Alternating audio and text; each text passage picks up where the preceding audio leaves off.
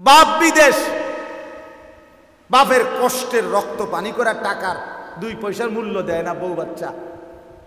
এত কষ্টের মেহনতের টাকা, আর এরা এখানে 2 হাতে ফালতু কাজে মোবাইলের এমবি ঢুকাইয়া এরপরে ফালতু কাপড় চোপড় গহনা কিনা বেচারার বিদেশের এই কষ্টের টাকা সব শেষ করে দেয়। তো দুনিয়াতেই তো কোনো কদর করে না। আমি তো এইবারও উমরার সফরে সৌদি আরব মক্কায়, এইবারও আমি প্রবাসীদের রোমে গেছি, বয়ান করছি প্রবাসীদের জন্য আলাদা, তারপর রোমে বইয়া বইয়া 12 জন 14 জন 20 জন 30 জন কত যুবক দেখলাম।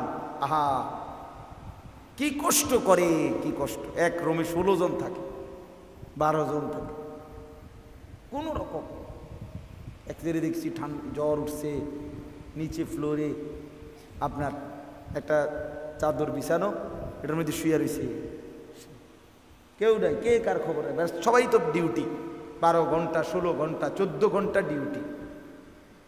এই কসবা বাড়ি ব্রাহ্মণবাড়িয়ার ওইদিকে এক ছেলে আমারে এইবারও জড়ায় ধরে এমন কান্দা, কইতেছে কহুজুর আজকে 8 বছর হয় আমি আসছি বিদেশ। কহুজুর আল্লাহর সাক্ষী রেখা বলি, 8 বছরে কোনোদিন একটা রোগের জন্য কোনোদিন একজন ডাক্তার দেখাই নাই, একটা ভালো কোনো ওষুধ কোনোদিন খাই নাই, একটা নাফা হয়তো ব্যথা বেদনার একটা ট্যাবলেট নিজে নিজে কিনে খাইয়া লাইছি, কোনোদিন ডাক্তার দেখাই নাই। কারণ হলো ডাক্তার দেখাইলেই ওষুধ নিলেই কমপক্ষে 15,000 টাকা 20,000 টাকা শেষ হয়ে যাবে।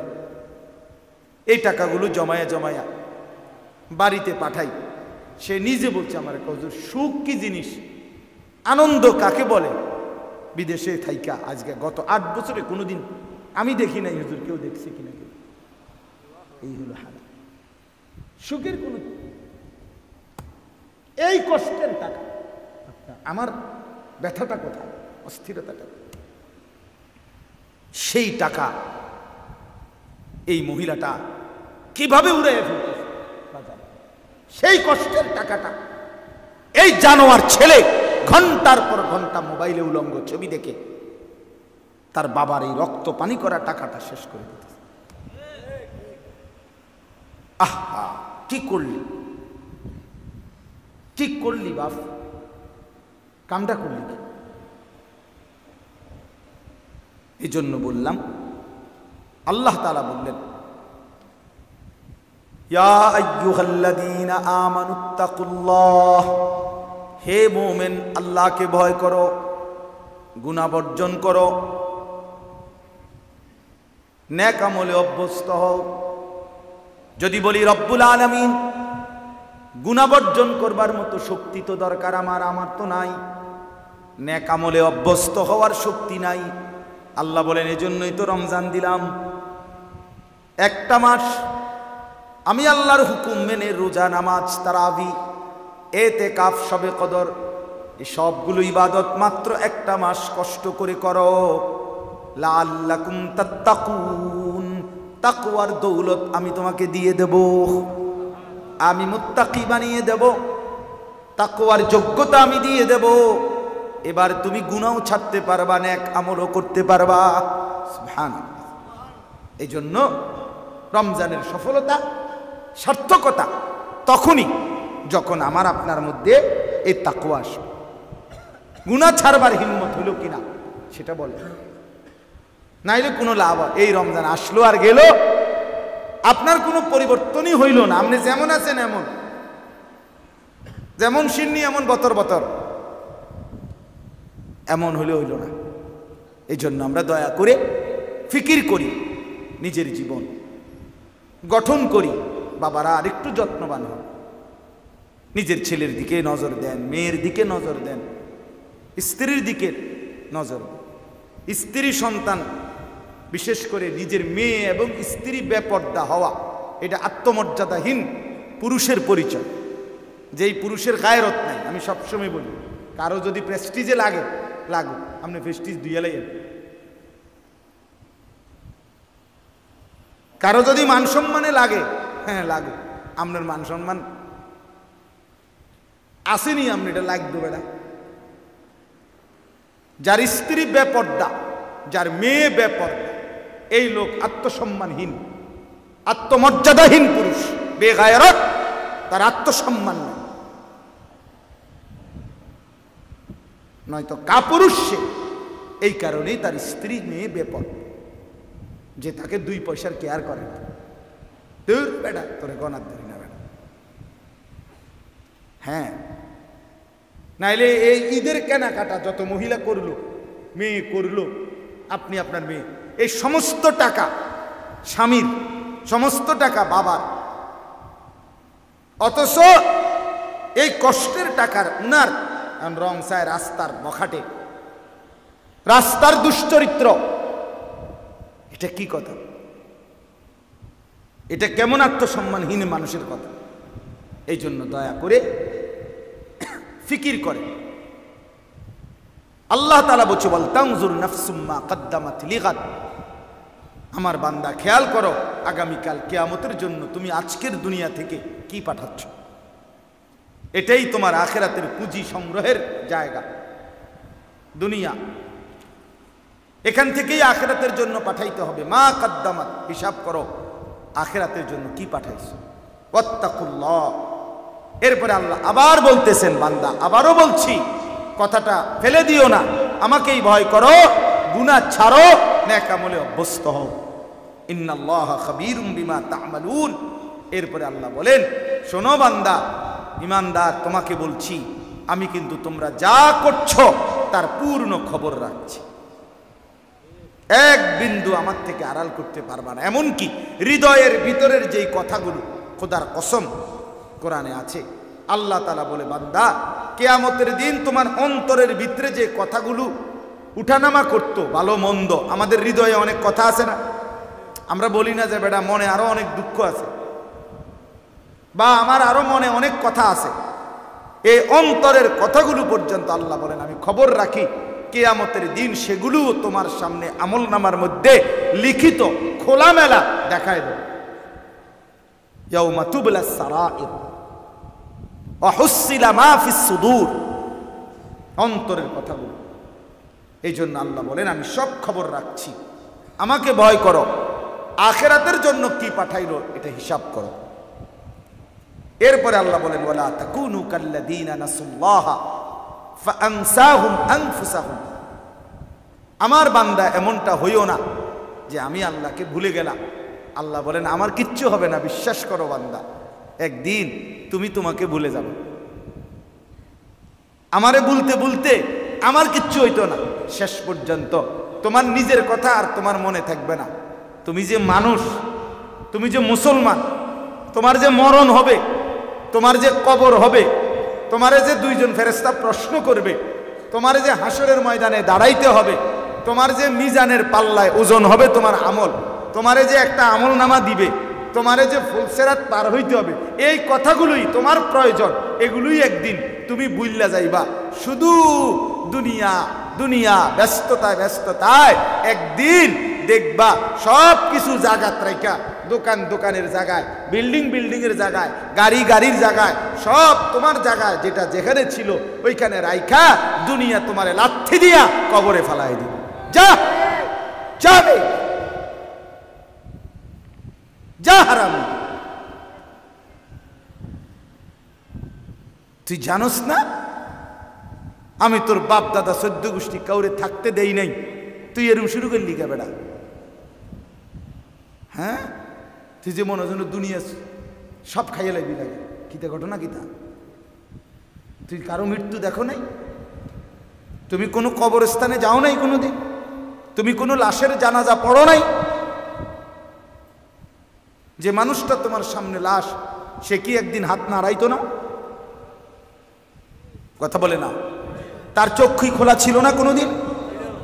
সে কি একদিন দৌড়ঝাঁপ করে নাই দুনিয়ায়? সে এখন নড়ে চড়ে না কেন? সে হাসে না কেন? তার হাত নড়ে না কেন? দয়া করে বুঝতে শিখে। আল্লাহ বলে, এর জন্য এই পরিমাণ আমাকে ভুলে যেও না। আমারে ভুলে গেলে একদিন তুমি তোমাকে ভুলে যাবে, নিজের ভালোটাই মনে থাকবে। উলাইকা হুমুল ফাসিকুন। আল্লাহ বলেন এমন যারা নিজেকে নিজে ভুলে যায়, আখিরাত ভুলে যায়, এরা ফাসিক, এরা প্রকাশ্য পাপী। ফাসেক বলে প্রকাশ্য পাপী। কি পাপী? প্রকাশ্য পাপী।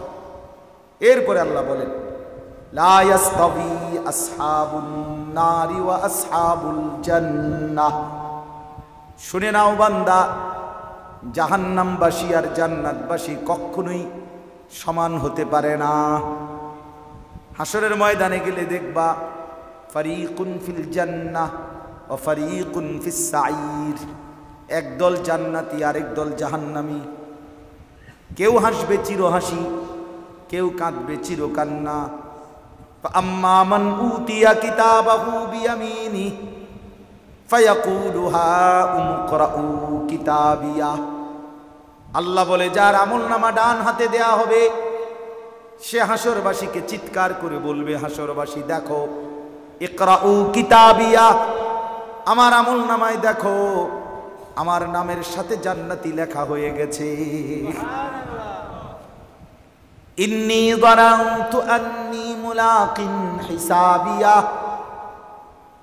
ডান হাতে আমলনামা যার হবে সে বলবে, বন্ধু আমি দুনিয়ায় থাকতে বিশ্বাস করতাম এমন একটা হাসরের দিন হবে, এমন একটা হিসাবের দিন হবে যার ফলে আমি বাজারও করেছি, নামাজও পড়েছি, যার ফলে আমি উপার্জনও করেছি, হালালও খেয়েছি, যার ফলে আমি সংসারও করেছি, আখিরাতের পথও ধরেছি, যার ফলে আমি সন্তানের খরচও করেছি, আল্লাহর রাস্তায় দান সদকাও করেছি, কারণ আমি জানতাম এখানেই শেষ না। সুবহানাল্লাহ। ওয়া আম্মা মান উতিয়া কিতাবাহু বিশিমালি ফায়াকুলু ইয়া লাইতানি লাম উতা কিতাবিয়া।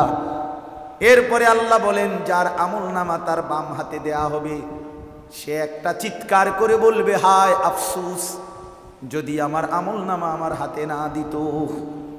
ওয়ালাম আদরি মা হিসাবিয়া, আমি যদি আমার হিসাব না দেখতাম। ইয়া লাইতাহা কানাতিল কাদিয়া, হায় মৃত্যু এসে যদি আমাকে শেষ করে দিত, আমি যদি আবার মরে যেতাম, আমি যদি নিশ্চিহ্ন হয়ে যেতাম। মা আগনা আন্নী মালিয়া, আমার মাল তো কোনো কাজে আসলো না। হালাকা আন্নী সুলতানিয়া, আমার সব ক্ষমতা কর্তৃত্ব তাও তো শেষ হয়ে গেল। আল্লাহ বলবেন খুজুহু ফাগুল্লু, ফেরেশতারা তাকে ধরো এবং শক্ত শিকল দিয়ে বেঁধে ফেলো। সুম্মাল জাহিমা সাল্লু, এরপরে বলবেন ফেরেশতার তারে লাথি মাইরা জাহান্নামে ছুঁড়ে মারো। সুম্মা ফি সিলসিলাতিন যারউহা ৭০ যিরাআন ফাসলুকুহ, এরপরে আল্লাহ বলবেন জাহান্নামের ফেরেশতারা ৭০টা আগুনের শিকল দিয়া নাফরমান রে বান্দাও। ফাসলুকুহ, এরপরে জাহান্নামটার মধ্যে ঘুরাইতে থাকো। আল্লাহ মাফ করে দেন। আসহাবুল জান্নাতি হুমুল ফাইজুন। আল্লাহ বলেন শোনো বান্দা মুমিন, শুধুমাত্র যারা জান্নাতি হবে তারাই একমাত্র সফল হবে।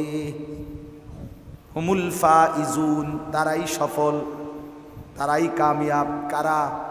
জান্নাতি হবে যারা। কারা বলে? বলেন না। এজন্য চলেন আজকে প্রথম এইটাই মূল কথা, গুনাহ বর্জন করি, নয়তো রমজানের কোনো সার্থকতা হলো না, নয়তো রমজানের কোনো সার্থকতা হইল না। আসলো আর গেল, আমার কোনো লাভ হইল না, আপনার কোনো লাভ হলো না যদি গুনাহ ছাড়তে না পারে, মানসিকতা যদি বদলাইতে না পারে। আর শেষ কথা হইল রমজান মাসের আরেকটা টার্গেট ছিল, আল্লাহ বলছেন ওয়ালা আল্লাকুম তাশকুরুন, তোমরা যেন আমার শুকর আদায় করতে পারো। এত বড় নিয়ামত, এতগুলো পেয়ে শুকর আদায় করো। কার? আল্লাহ।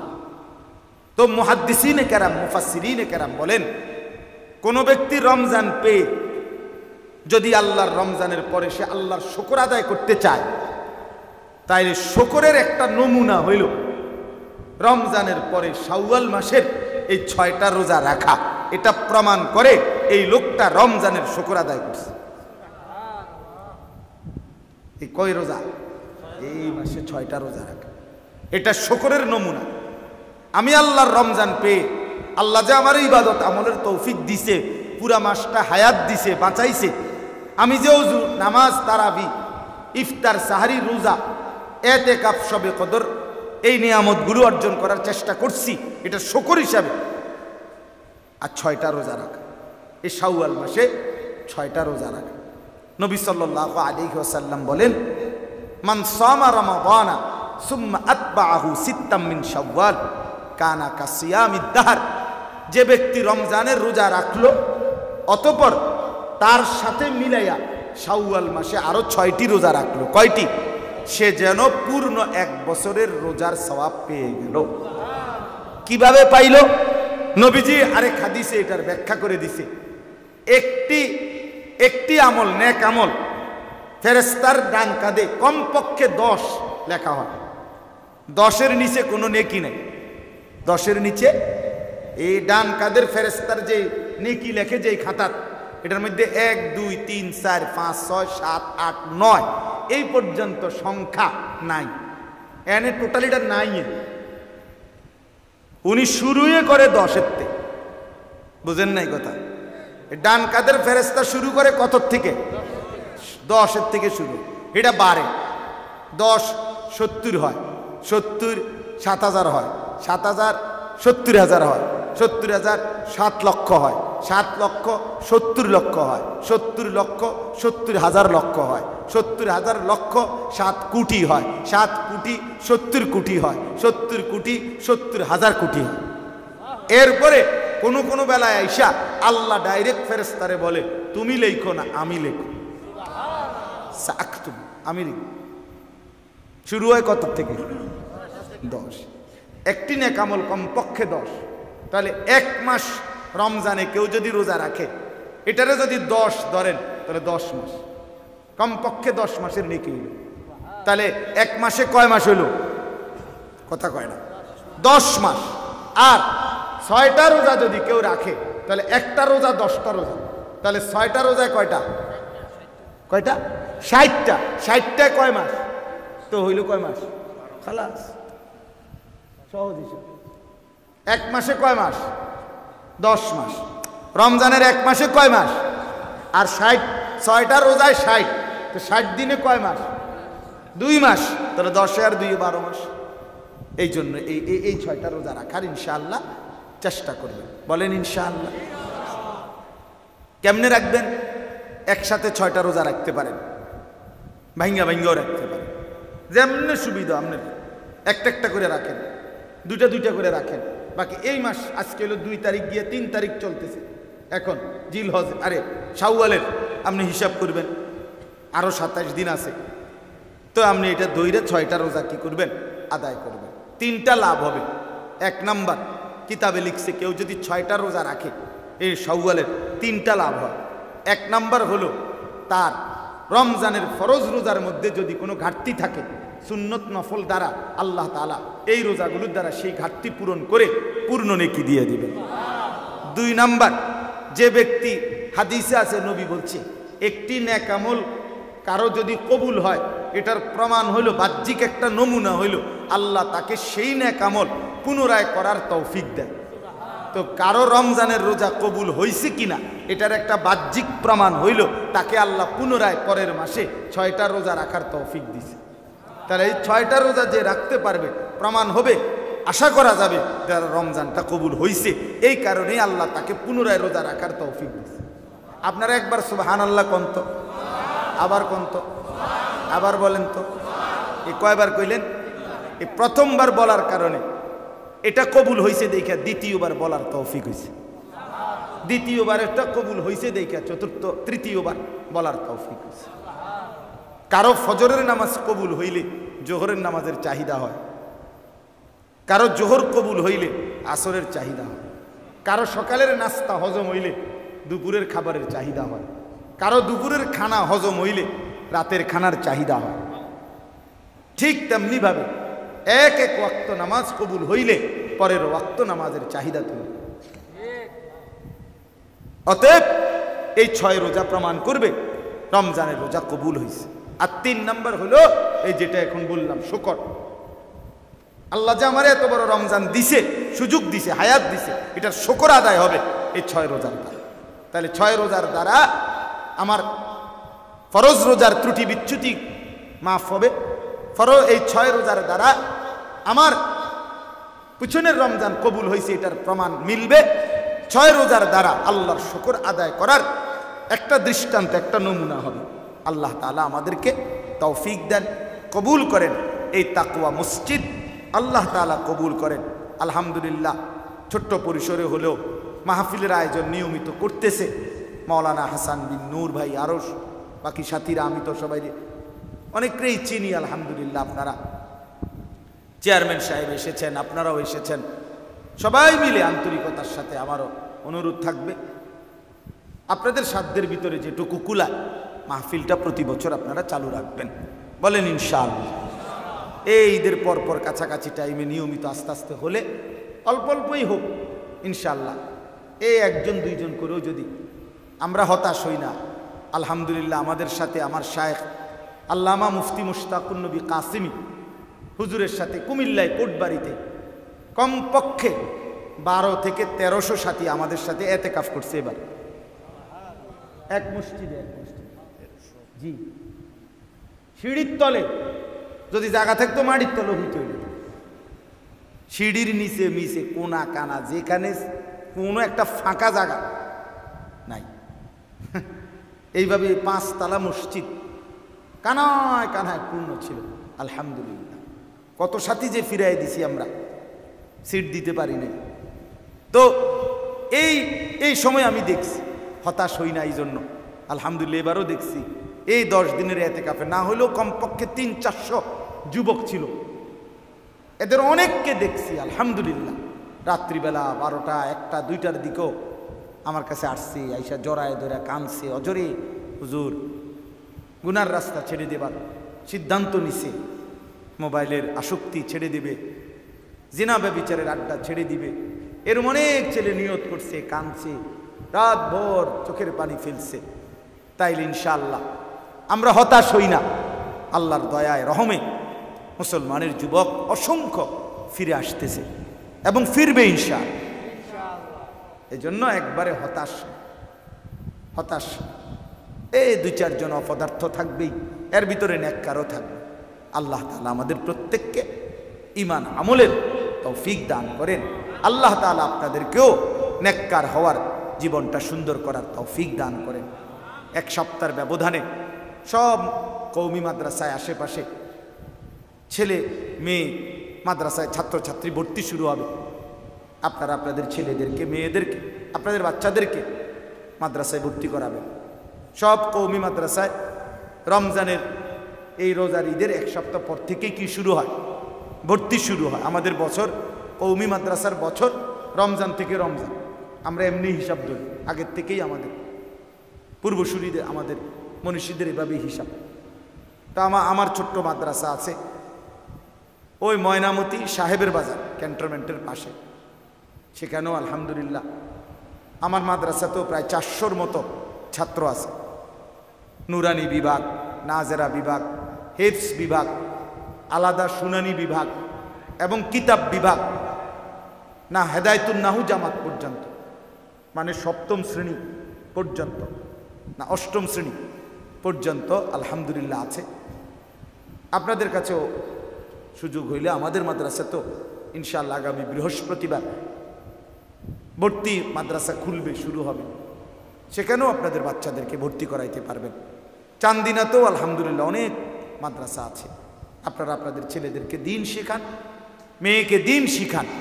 আল্লাহ তাআলা আমাদের সবাইকে তৌফিক দেন, কবুল করেন, আমিন। আর কোনো কথা? সুবহানাল্লাহ। আসলে অসংখ্য শুকরিয়া, আপনারা সকলে বসছেন।